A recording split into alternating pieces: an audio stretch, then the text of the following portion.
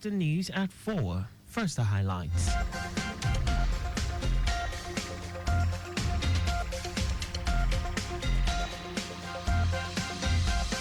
Lagos State government reaffirms commitment to safer Lagos.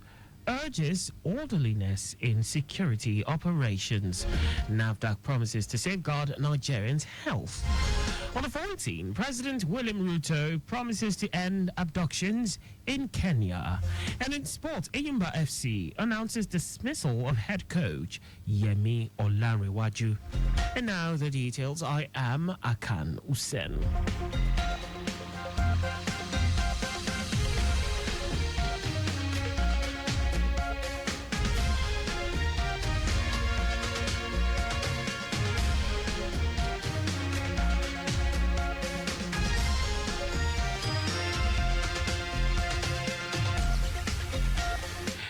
Lagos State government has reaffirmed its commitment to ensuring the safety of lives and property across the state, while calling on residents to embrace patience and orderliness in public and private spaces. Secretary to the state government, Abimbola Saluhunde, stated this during a meeting with the head of Paramilitary Agencies and Police Community Relations Committee, PCRC, in Alausa, Ikeja.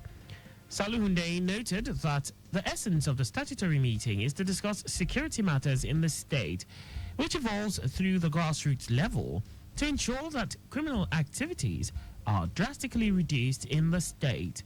She noted that the issues on the distribution of palliatives is a great concern to the state, noting that the administration of Governor Babajide Sanwo-Olu will not rest on its oars to ensure a state free of security threats. Also speaking with secretaries of the local government and local council development areas, Scribe 57, Saluhunde urged people to remain safe during this Yuletide and avoid night travels. She tasked the secretaries from various local governments to work diligently ahead 2025 as they are the engine rooms of the councils to fully realize the Thieves Plus developmental agenda of Governor Babajide Sanwo-Olu's administration. The Lagos State Safety Commission has warned nightclubs and lounges across the city against overcrowding. Director General / CEO, Lagos Safety Commission, Lanre Mojola, said there is a paramount need for nightclub owners / operators to strictly adhere to the authorized occupancy limits as approved by the Commission.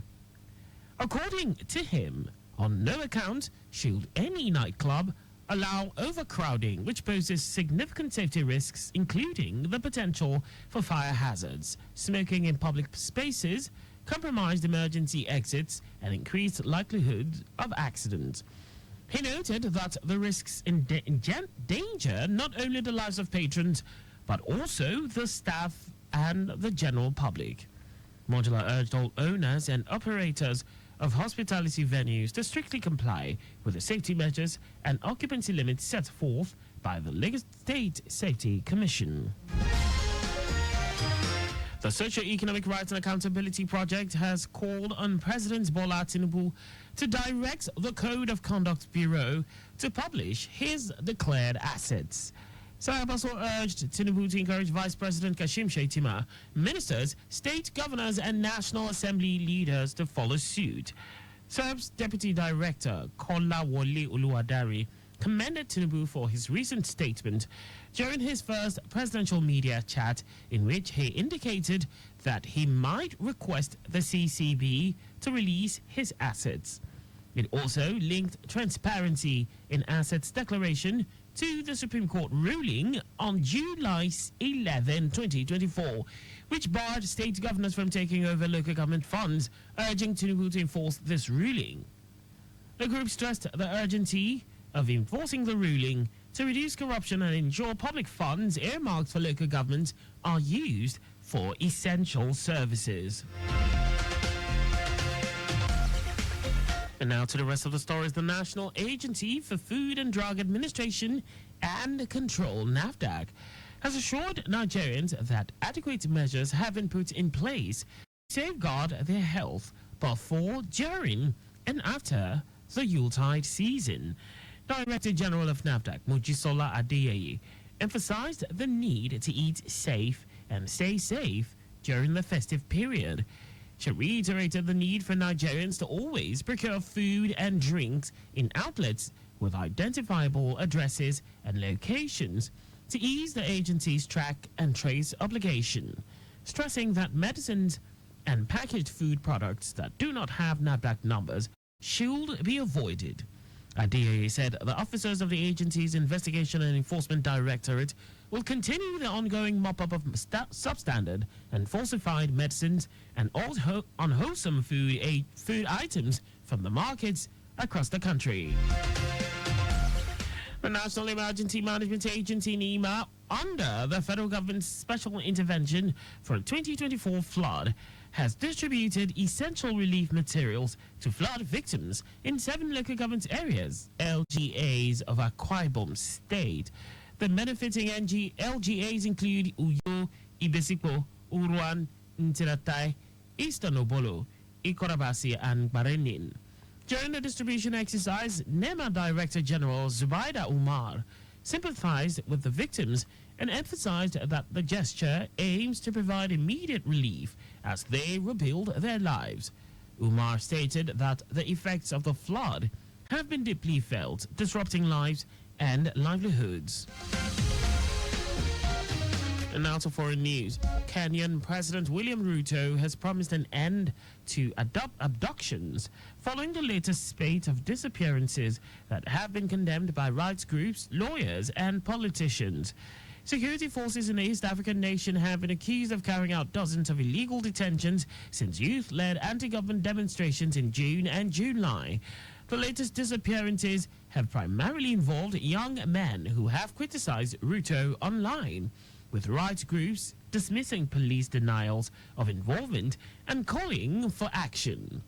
Speaking to a crowd in Homa Bay, a town in western Kenya, Ruto promised an end to the abductions, but also told parents to take responsibility of their children.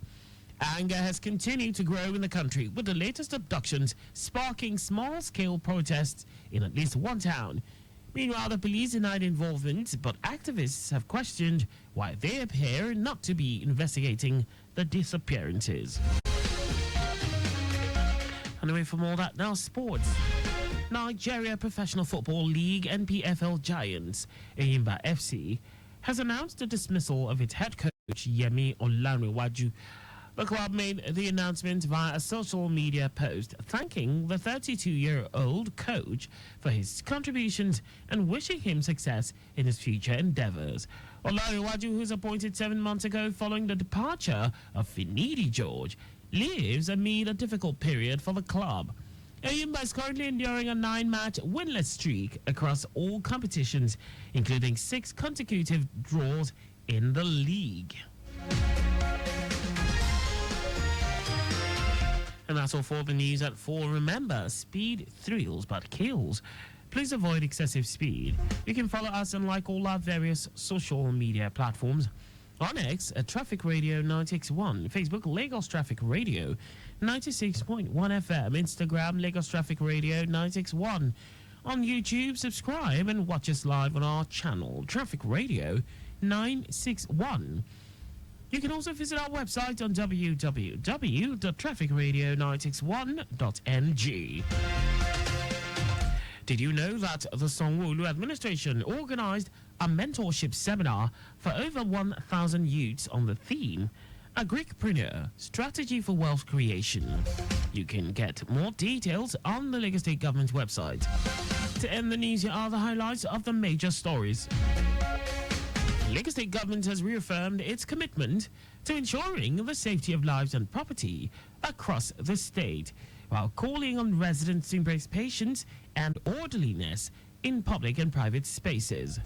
The National Agency for Food and Drug Administration and Control, NAFDAC, has assured Nigerians that adequate measures have been put in place to safeguard their health before, during, and after the Yuletide season.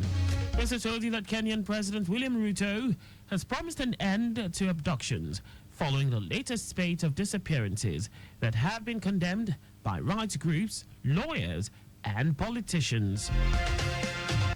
And in Sports Nigeria Professional Football League, NPFL giants Eyimba FC has announced the dismissal of its head coach, Yemi Olariwaju. For contact with the newsroom, please send a message to info@trafficradio961.ng. And that ends the news broadcast compiled by Zainab Adibashing. I am Akan Usen. Thanks for listening and please stay safe. Good afternoon.